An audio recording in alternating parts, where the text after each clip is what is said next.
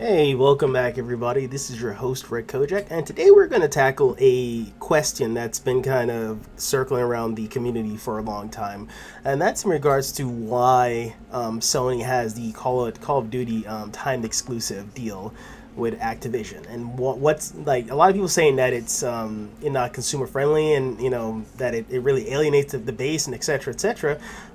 But I'm going to kind of tackle this in a little bit more objective approach as to why Sony would do something like that, why Activision would actually agree to it, because I feel like Sony would have pushed this more than Activision themselves, because at the end of the day, Activision just wants to sell their game regardless. So the sooner they can release something that consumers can buy, the better it is for them.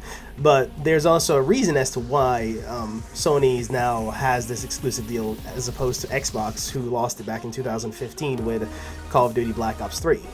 Now, before we could hop into the exact figures as to what exactly could inspire Activision to agree to this deal, there's a couple of things that we need to kind of address in terms of sales per console. And in looking back at the history of Call of Duty, we're going to go back to roughly about 2013 with Call of Duty Ghost.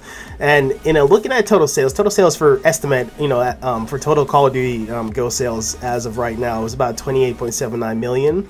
Of that, roughly about 14.3 million was from PlayStation, which includes PS4 and PS3, and then 13 million, which includes Xbox One for Xbox, system, which includes Xbox One and Xbox 360. So they're pretty even. Sony has a slight edge, and Xbox is right behind it. But what's interesting though is that PS4 has 4.17 million units sold, whereas Xbox has 3.06. So you can see that in terms of sales per console, in terms of current gen, PS already had an early lead back from 2013. Now we skip forward to 2014.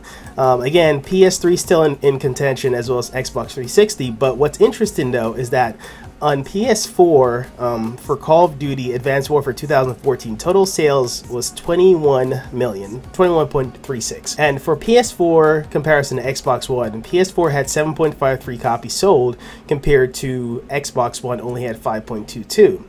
So again, PS4 lead is starting to extend even further. So you can see that it started off they were pretty close, about a 1 million difference. Now it's like a 2 million difference in terms of units being sold on PS4 to Xbox.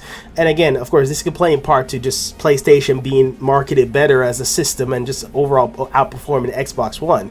So as a result, there's more PlayStations out there for people to buy copies of this game than there are Xbox Ones. So that's something to keep in mind. Now we skip forward to Call of Duty Black Ops 3 for 2015. Now this is where the disparity between them just is ridiculous. So for total sales for Call of Duty Black Ops 3 2015 is estimated at 26.58 million copies sold. Of that, 15 million alone. Keep that in mind, 15 million alone. 50 million of that alone, 15.01, was PS4 alone. That's more than half of that was just from PS4 sales alone. 56% to be exact was just from PS4 alone. Whereas Xbox only sold 7.31, which is, if you do the math, that's roughly, 27%. Now, PlayStation 3 did have some as well as Xbox 360, so those had some, and they're pretty close to each other. Xbox 360 had 2.01 million and PlayStation 3 had 1.95. But the thing is, those systems are at the end of their life cycle, so they're phasing out. So their sales is not really going to shift the tides of things to come, because at the end of the day, when you're planning a business, you're planning for the future and preparing for future growth. So you want to know what your future console generation is going to be selling. And right now, PlayStation is outselling Call of Duty games at a 2-to-1 ratio right now, which is insane. Then of course, Black Ops 3 was really good, but then we skipped to Infinite Warfare, which was not a very well-receptive game, but it was also the first game to only be available on PS4 and Xbox, and not the last-gen system of PS3 and Xbox 360. So we see here that PS4 sold, so total copies estimated for Infinite Warfare for 2016 is 13.45. Of that, we see PS4 sold 8.39 million and Xbox 4.73. Again, PS4 is almost double the amount of Xbox One. So as you can see, that's really important.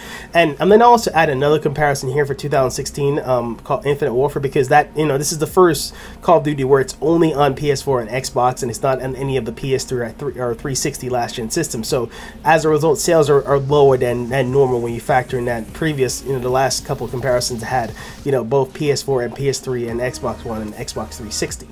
So now that we're kind of phasing out the last gen systems, only focusing on current gen systems of PS4 and Xbox One, that's where we can kind of truly use that as comparison as to why, and it made financial sense for PS4 to be granted that exclusive. And I know people are upset about it, but at the end of the day, you have to look at the factor that, hey, PS4 is outselling Xbox Call of Duty at a 2-to-1 ratio, maybe even more when you factor in other stuff. Now, when you look at 2017, World at War II, the Call of Duty, estimated that, of course, this was a much better received Call of Duty, so its sales did increase.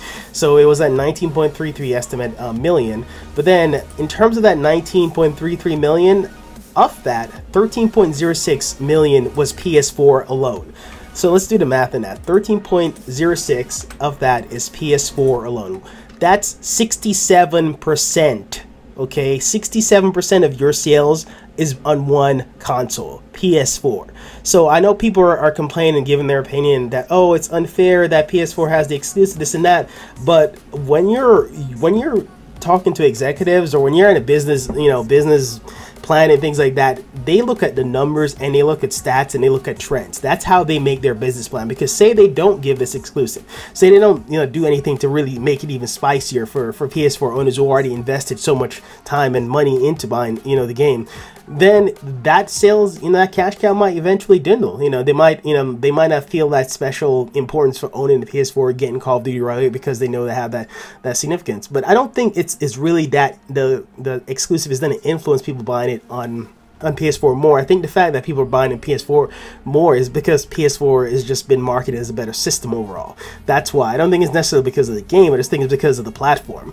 It was one thing if Xbox had really did a better job of marketing their system, and then it was the amount of Xbox was equal to the amount of PS4, then yeah, it would be a little bit more even comparison. But the fact of the matter, it isn't. PS4, has been out selling Xbox for the longest time, so there's more potential owners to buy a Call of Duty games on PS4 than there are Xbox One. That's just the truth. And I think that's really why PS4 is using that leverage, because they already are the console leader. They're using that leverage to gain favor by getting these exclusive these time exclusive on their system first. They don't have to do it. I mean, because they didn't have the time exclusive back in 2013 when they were already ahead in terms of units sold, and then in 2014 is when they really started to notice, okay, there's a trend, we're in an uptick right now, let's use this advantage of us having more Call of Duty being sold in our system to negotiate to have some exclusive deals, or at very least take away the exclusive deal from Xbox. Because remember, they were outselling Xbox with more Call of Duty copies when Xbox had the exclusive deal on their system, and Xbox had a 30-day head start. So that's funny to think about it, because in 2013 and 2014, Xbox had the time exclusive for 30 days, or roughly 30 days, and they were still selling less copies than PS4. So let that sink in for in your head for a bit, that they were still losing in terms of sheer number of copies sold, because PS4 was just a better marketed system. There was more PS4. So the winners kind of have to to do what they have to kind of stay ahead and keep their market advantage. So not only did PS4 outsell Xbox One the first 2 years, they used that leverage to then negotiate the exclusive deal to be taken away from Xbox and then apply to PS4 to even sweeten the deal. And I wouldn't be surprised if that helped influence Black Ops 3 sales in 2015, because they had 15 million copies sold on PS4. That's quite a bit. And then if you factor in that, now that the deal is there, people are complaining that, oh, it's unfair, but Xbox had this deal for like 5 years in terms of, but they kind of squandered it with their bad decisions from Xbox overall. And, I'm not saying Xbox is a bad system, I just feel like they just haven't been as marketed or haven't been as savvy with marketing their system as PS4 has. Overall, that's kind of interesting. Now, to add some math to that, let's look at Infinite Warfare and World of War II. So those two. So by comparison, we see that the opening weekend for Call of Duty Infinite Warfare was estimated about 400 million, and then for World at War it was about 500 million. So in doing the percentage split between the different consoles, we see that 62.4% of sales was on PS4. So 62.4% of that. That means about 249 million of that 400 opening weekend sales was on PS4.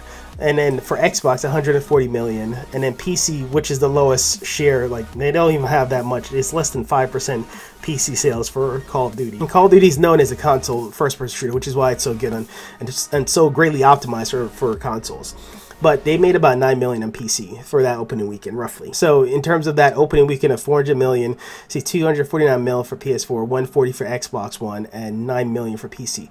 Now when I look at World War II, their opening weekend was estimated to be 500 million. Now I will get into how much I think Black Ops 4 will sell in a different video, but this video is more so answering why it made complete sense for PS4 to get this exclusive deal, because not only were they selling more than Xbox even when Xbox had that exclusive deal, but the numbers that doesn't lie. And Call of Duty, Activision being smart and savvy as they are, is like, wait a minute, PS4 is outselling them even when they had the exclusive deal. So at the end of the day, the exclusive deal doesn't really matter. What matters is how well your console is doing in the market. That's what really determines who gets the exclusive deal. It's not about how good your Call of Duty product is, because your product is going to sell above expectation if it's really good. It's going to sell below expectation if it's bad.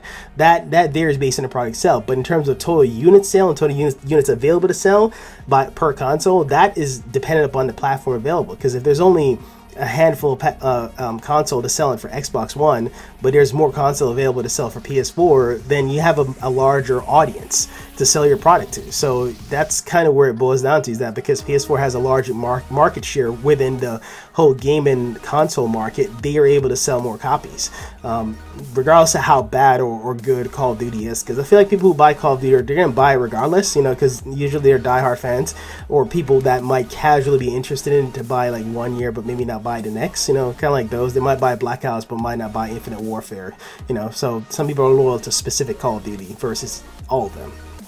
So that's something to factor in.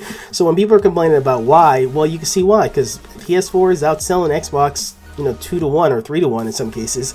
And, you know, literally the World at War PS4 337 million, you know, for the opening weekend it was 500 million estimate of that based on a percentage split. PS4, you know, pretty much sold about 337 million compared to Xbox 157 million. PC is its own different thing. They actually, funny thing is, on PC sales actually went down in terms of units sold on PC for World War II.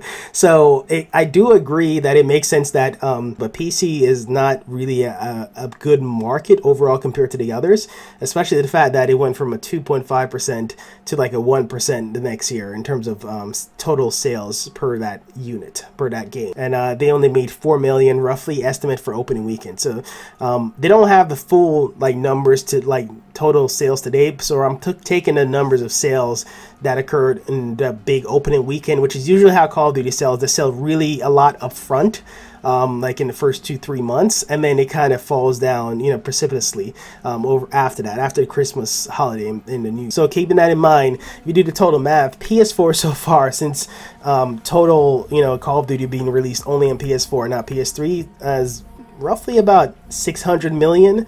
Compared to Xbox, which is about 300 million, so twice as much, you know. So wow, that's staggering. Twice as much, not just in terms of units but in terms of revenue too. Like, you know, it's insane. So, you know, that's something to keep in mind as to why Sony has the exclusive deal and why it makes business sense, objectively speaking. And it kind of makes sense to give them a little bit of perks because of how well they're doing compared to the others, to the competitors, to Xbox.